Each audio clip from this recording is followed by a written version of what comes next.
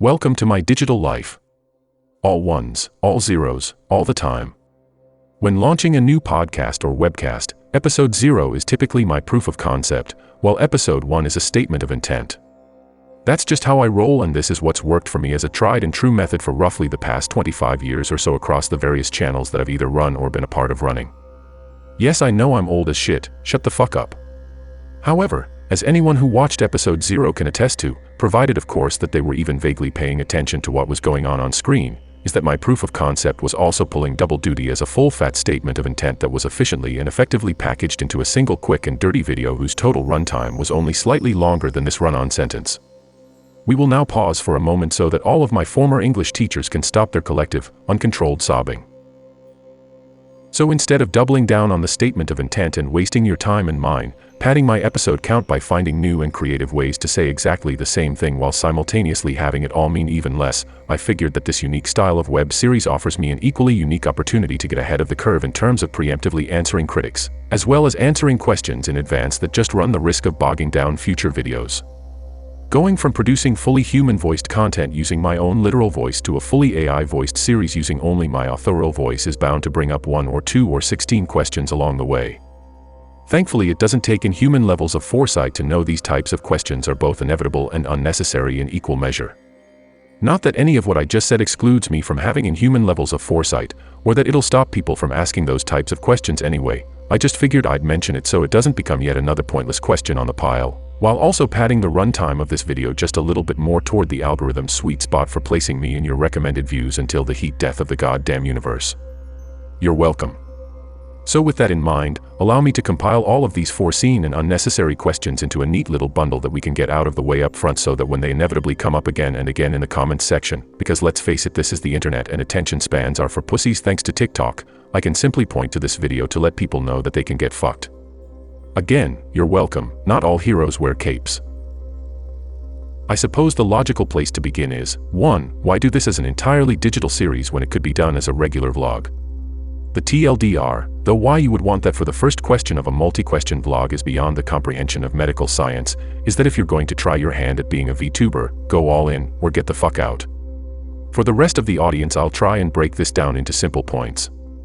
Not that I question the intelligence and shockingly good taste of my audience to have gotten this far into the video and plan to ride through to the end, but mainly to avoid getting bogged down in insult t-ball and making these videos overwhelmingly negative in tone. The simple answer is for the challenge. Going completely digital means flexing mental muscles and problem solving for things that would be very easy outside of the digital realm. Things such as working and reworking a script to be entertaining, but without being complete cringe because the text-to-speech engine keeps shitting the bed in terms of how to pronounce the words in my script correctly, while also avoiding having everything sound completely stilted.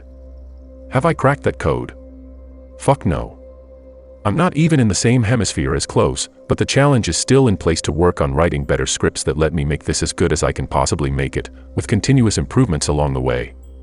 Not to mention that it works wonders in terms of consistency when it comes to production value, as there's also the benefit of not having to suffer from crappy lighting, grainy camera footage, bad sound, or having my idiot dogs bark in the middle of an otherwise perfect take because the Amazon guy came within 100 meters of my front door. And as long as I wear a headset for listening to the audio playback, there's no risk of being too loud while working on this series late at night when the house is actually quiet and waking up my son, which would absolutely invoke the wrath of Mrs. Rob. Keeping everything in the digital realm allows me to go from script to studio to finished product without having to leave the comfort of my laptop or having to dick around with lights, cameras, ambient noise levels, recording volume, or being in front of the camera looking like toasted dog shit on pumpernickel after a ball breaker of a work week, sporting bags under my eyes large enough to pack for a month-long vacation. Not that a regular vlog and or podcast doesn't have its place in my digital life. God knows I'm starting to produce them at a rate that would make the Catholic Church blush, but there's only so much my voice can take in a given week before the inevitable 3-week hiatus I'll need to stop my vocal cords from vomiting blood. Finally, I feel there's also value in trying to make an all-digital piece of entertainment that isn't just using a text-to-speech engine to make low-effort YouTube videos about how to pirate software or borderline hate speech videos cleverly disguised as outright and overt hate speech videos. What can I say? I'm a dreamer at heart, get the fuck out of me. 2. Why no crypto or blockchain? I mean, obviously, everyone who's anyone knows that this is the future, right? I'll preface my answer to this with a personal anecdote. Back in the late 90s and early 2000s, I ran a webzine called the Tina E magazine, which had a tagline that read, "This is the future, kill yourself now." If you're wondering how this slice of arcana is relevant to the question, you need only reread the answer. Slowly. Okay, I said earlier that I didn't want to get too bogged down in negativity, so I guess I should say that in all honesty, I have no personal animosity toward cryptocurrency. At least as a concept. After all, as a Canadian growing up collecting Canadian Tire money, I understand all too well the concept of spending a fuck ton of money transactionally inside a walled garden system in the hopes that a pittance of reward is handed to me with the pat on the head for being a good consumer drone in a capitalist society. My issue comes more from the emergent culture of crypto bros and the various pretentious affectations of culture that these people are trying to spread like one of the less entertaining strains of Ebola through digital society and pop culture at large. As a Gen Xer and child of the late 70s and 80s, I recognize the unmistakable scent of the alpha male Amway-style multi-level marketing grifter from 3 city block chains away, even if timeshare condo investments and crystal deodorant have been replaced by PNGs of cartoon monkeys and spending money that only exists in your imagination. Even the wide-eyed, wet-behind-the-ears keeners had to have some suspicions that things weren't on the up and up when seeing that you can't actually, buy anything with your newfound wealth in virtual coin except for NFTs, which screams of boomer capitalism filtered through the lens of a generation that's still butthurt over losing their collective shirt when banking their retirement funds squarely on the investment in Beanie Babies in the 90s. Then to have an entire subculture of people who see the inability to use currency as actual currency to be a strength instead of a crippling design flaw, and spreading this cognitive dissonance through pop culture like cancer, all while turning lunatic billionaires into cultural messiahs, and you can see how this is the 80s and 90s all over again, with all the looming economic doom that implies when the bubble finally pops and the middle class effectively collapses in on itself. For those of you who are fans of the cyberpunk genre, you may yet get to witness its birth, and no amount of Ethereum holdings are going to keep you from being relegated to either a wage slave or Shadowrunner, but at least the Vaporwave crowd will be happy. Good thing I decided to keep the tone from being overly negative, am I right?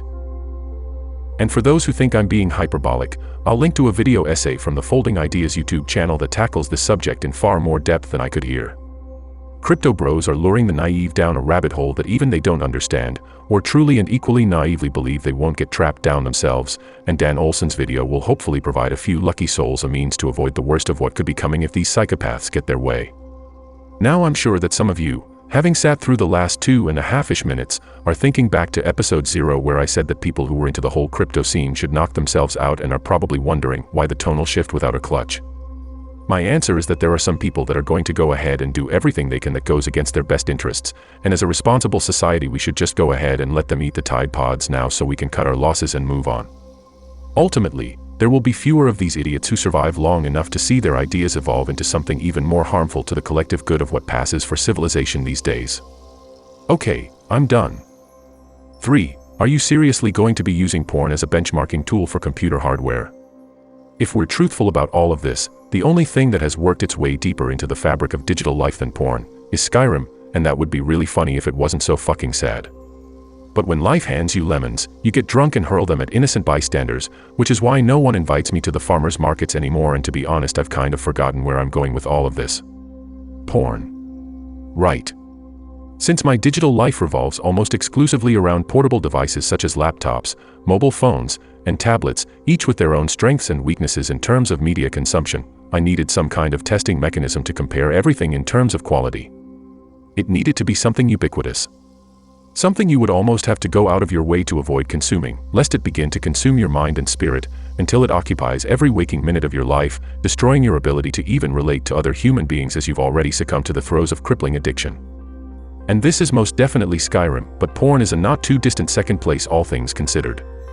Besides, considering the rest of my writing, and my general sense of humor, would you really expect me to go with a more conventional laptop and device review style that's done better by literally every single other YouTube channel, up to and including channels that have nothing to do with technology?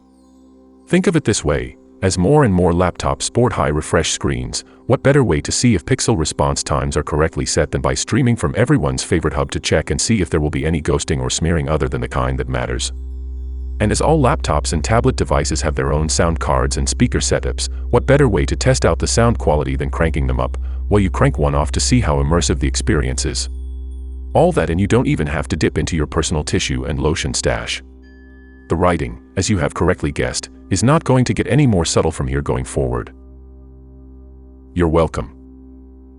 4. So other than your reluctance To embrace the crypto bro life, what other contentious opinions are you planning to drop on us so we can brace for impact? Obviously, this is a question I have to be intentionally vague when answering, as these topics will almost certainly be covered in depth at some point over the course of this series.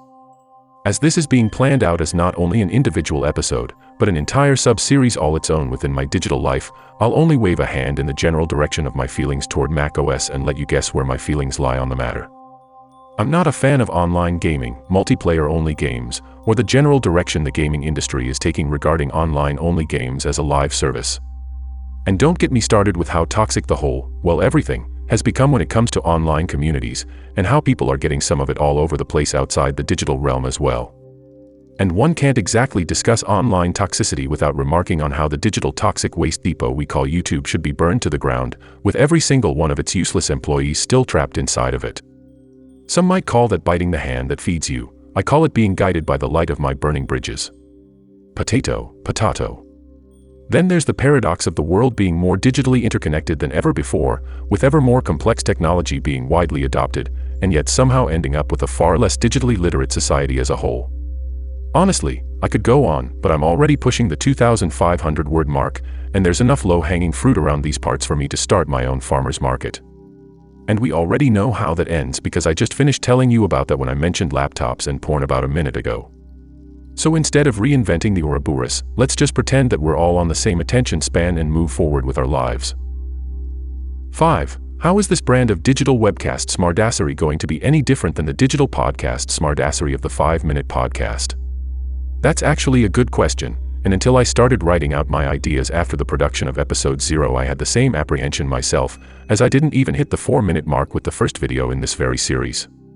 But now that I'm on my 7th page of 12-point text, the differences are starting to become more clear. For one, I'm not constrained by a 5-minute runtime.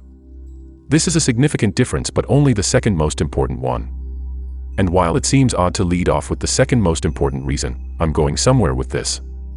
I think. I haven't really figured out that part yet.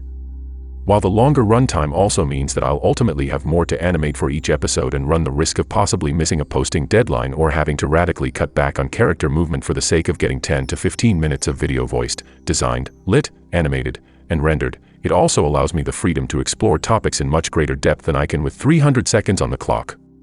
Even if animating the 5-minute series would have been easier alongside making this longer form series a podcast-only affair.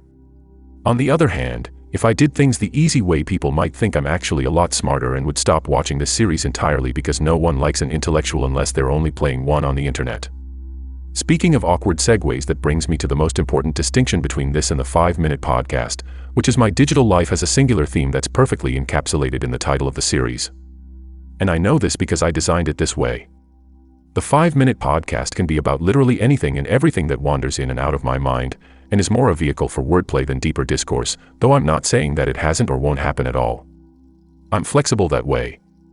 It's just more general purpose, whereas my digital life is all about exploring the many facets of a single theme.